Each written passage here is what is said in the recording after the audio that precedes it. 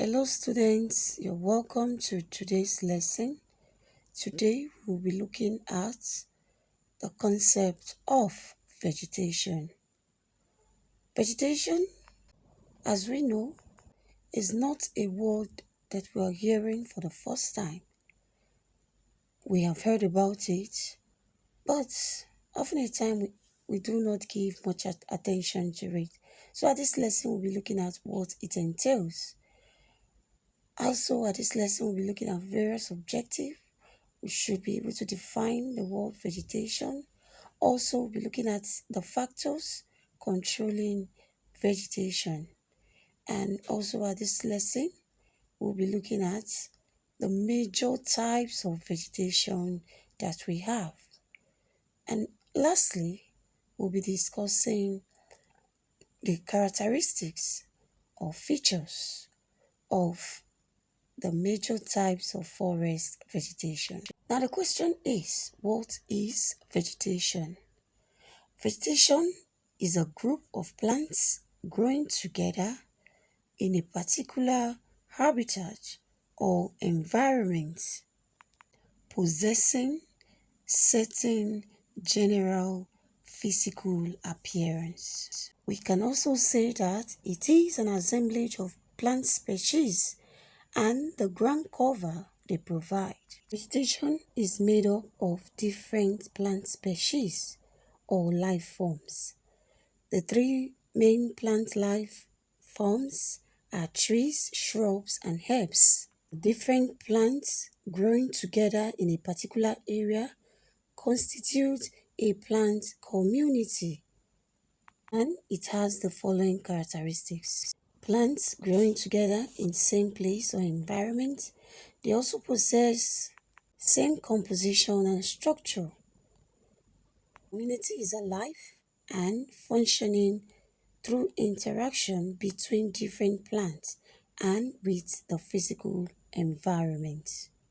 It is the special arrangement of the different plants that really defines the vegetation. Next, we'll be looking at factors controlling vegetation. Factors are responsible for vegetation. First, we'll be looking at climatic factors. The climate is the most important control on vegetation.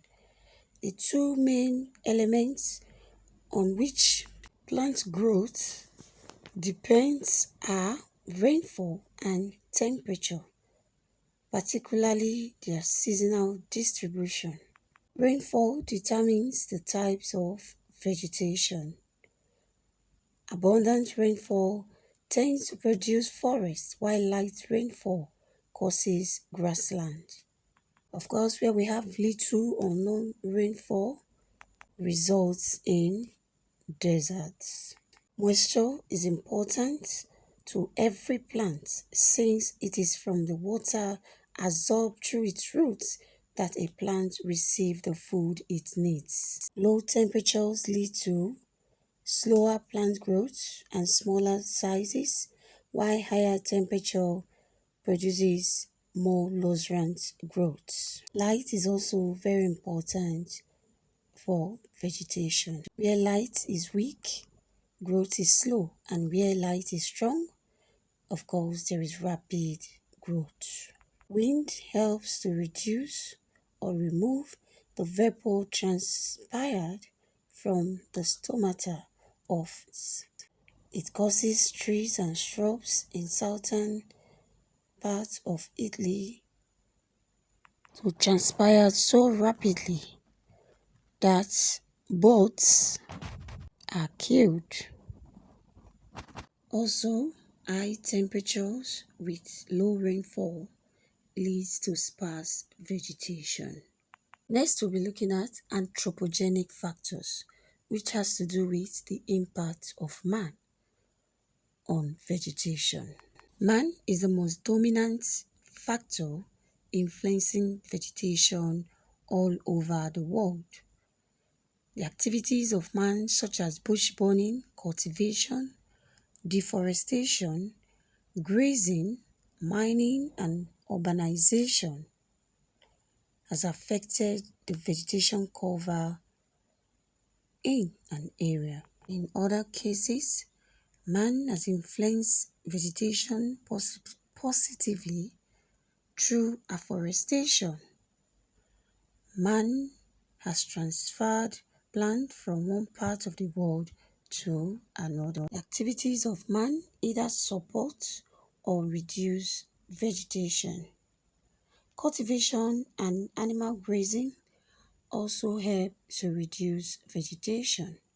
Deforestation, which also has to do with the removal of trees, also tend to reduce vegetation, while excavation and mining are also activities engaged by man. Next, we'll be looking at the physiographic factors. The physiographic factors actually refers to the relief of the land that affects vegetation. It has to do with the slope and aspect of the land. Also, we'll be looking at edaphic factor, which also has to do with soils. The type of soil affects the rate of percolation of water. For example, sandy soils are loose and porous, while clay do not allow easy percolation. Sandy soil needs more rainfall than clay soils, and they tend to support the forest vegetation. Next, we're looking at the Baltic factor. The Baltic factor has to do with bacteria in consuming the dead tissues of larger plants. Also, we'll be looking at earthworms altering the soil of insects and herbivorous animals which attack and consume plants. They also aid the pollination of plants and of birds, which are agents of seed dispersal. Also, there is a competition for space and resources by different plants in the vegetation. This will take us to the major types of vegetation. There are basically three major types of vegetation. We have the forest vegetation, we have the grassland and the desert vegetation. First, we'll be looking at the forest vegetation. Looking at the forest vegetation, first we will be discussing the rainforest vegetation, which is a major type of forest vegetation.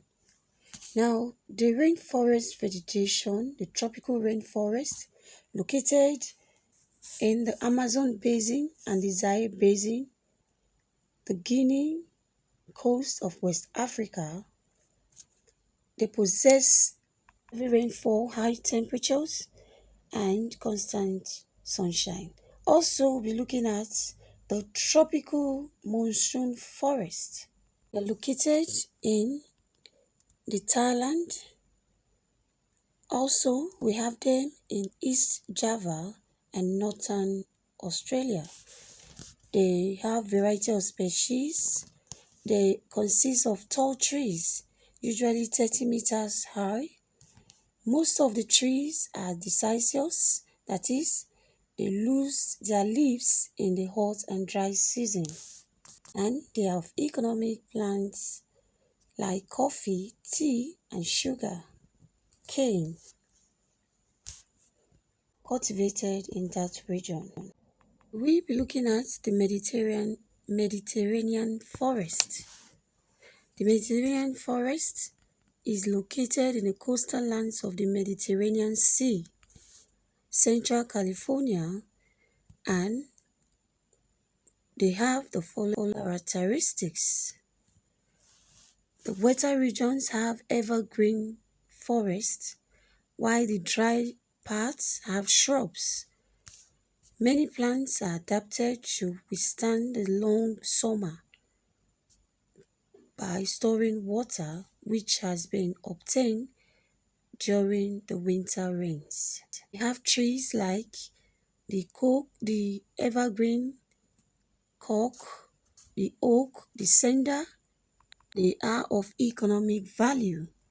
Some of them, like the oak and pines, are used for timber, while we also have olive trees that provides vegetable oil. They are also used for wine production. The Mediterranean forest.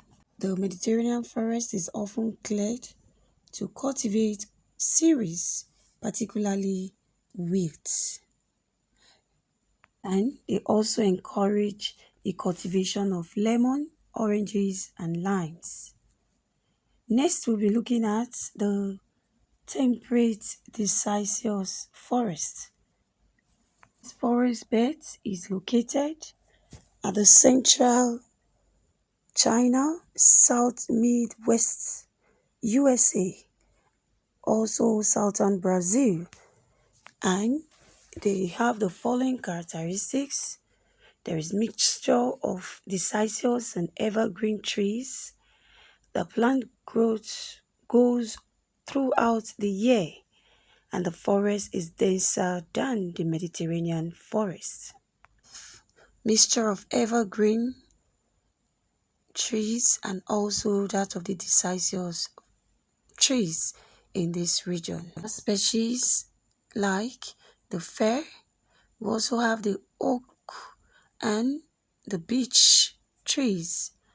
These are of economic values to man because they provide hardwood timber for man and also softwood used for paper production. These trees are also used for fuel.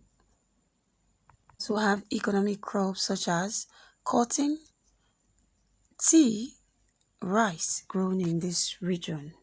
Next, we'll be looking at the deciduous forests of the cool, temperate eastern margin.